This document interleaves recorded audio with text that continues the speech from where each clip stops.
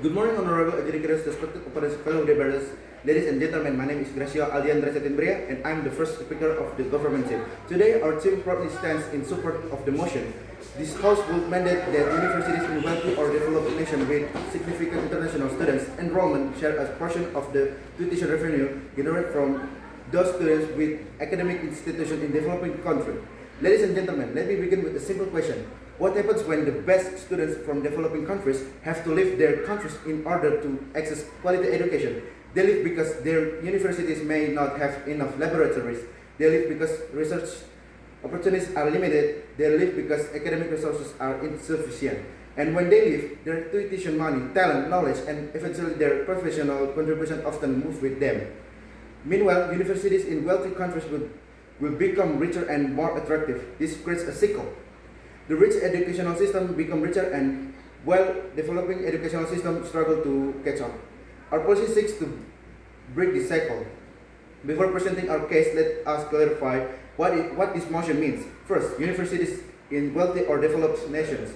We refer to universities located in economically developed countries with strong and well-funded higher education system. Second, significant international student enrollment. This refers to universities that receive a substantial numbers of international students and generate considerable tuition revenue from those students. Third, a portion of tuition revenue. Our team proposed a limited contribution of around 5% of tuition revenue generated specifically from international students.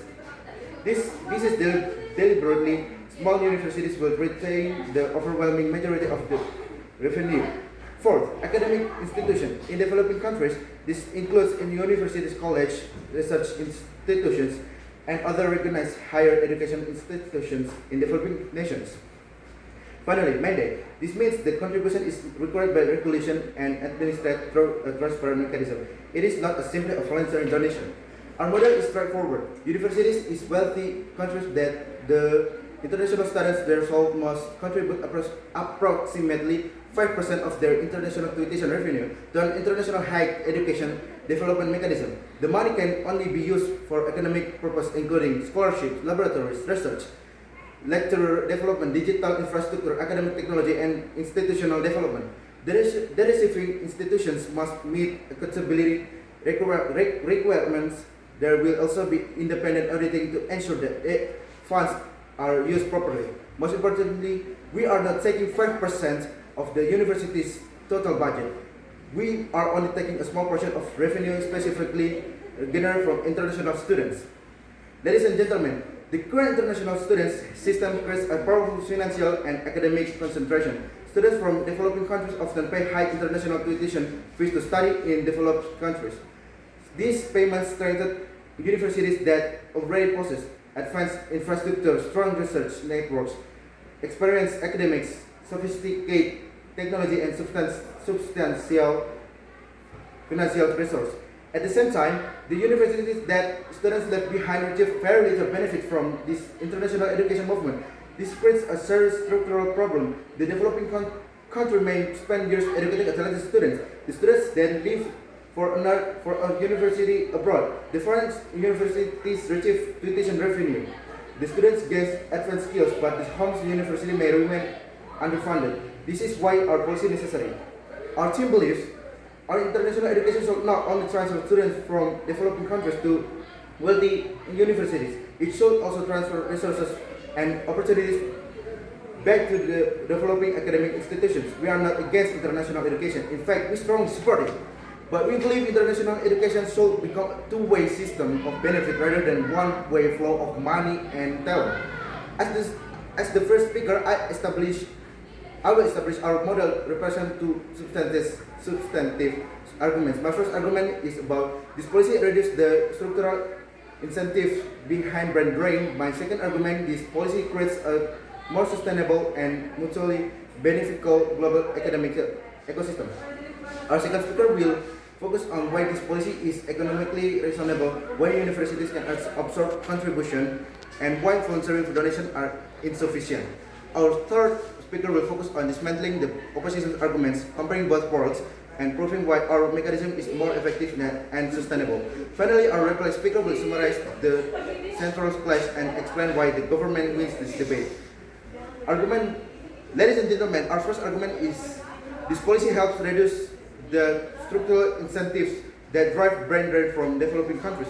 What is brain drain? Brain drain occurs when highly educated and talented people leave their home countries because better educational and professional opportunities exist elsewhere. This is particularly damaging for developing countries. Why? Because these countries lose not only students, they lose future researchers, doctors, engineers, academics, entrepreneurs, scientists, and educators. But why does this happen? One important reason is the difference is in educational quality and opportunity. Students look at their local universities and compare them with universities abroad. They see better laboratories, better research facilities, better technology, more scholarship, more academic network, more international opportunities. So naturally they leave. The problem is not that students go abroad. The problem is when the developing country's educational system becomes increasingly incapable of competing with foreign institutions.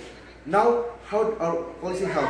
By redirecting a small amount of international tuition revenue back into developing academic institutions. Imagine a talented student in a developing country today. That student may have only one relative path to access advanced research, leave the country. But imagine that their local university receive additional funding. The university can build a laboratory, it can invite qualified researchers, it can create scholarship, it can establish research program, it can purchase modern academic technology. Suddenly, the students have another option: stay and study locally. That does not mean everyone will stay, and we do not need everyone to stay.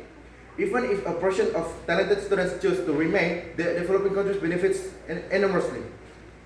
Our second argument is this policy transfers international education from one-way flow into a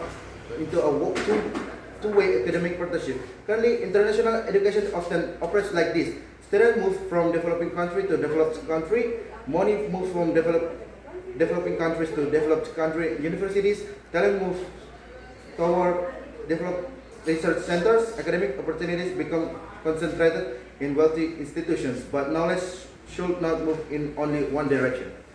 Let us imagine our policy creates the financial foundation for a different model. Let us imagine that a developing university receives funding from our policy. The university uses the money to train the 10 lecturers. Those lecturers then teach hundreds of students every year. Some of the students become teachers, scientists, engineers, researchers, entrepreneurs, and professionals. Those professionals contribute their communities. They create business. They conduct research, they solve local problems, they educate the next generation. Therefore, the impact of the initial funding does not stop with one university. It creates a knowledge multiplier effect. This is far more sustainable than simply giving individual student scholarship to study abroad. Because scholarship help individuals, institution investment helps generation. There is another important reason developing countries face problems that are often highly specific to their local environments. For example, tropical diseases, food insecurity, biodiversity loss, rural education, indigenous knowledge, climate adaptation, local agriculture, and infrastructure challenge. Who is best positioned to study these problems?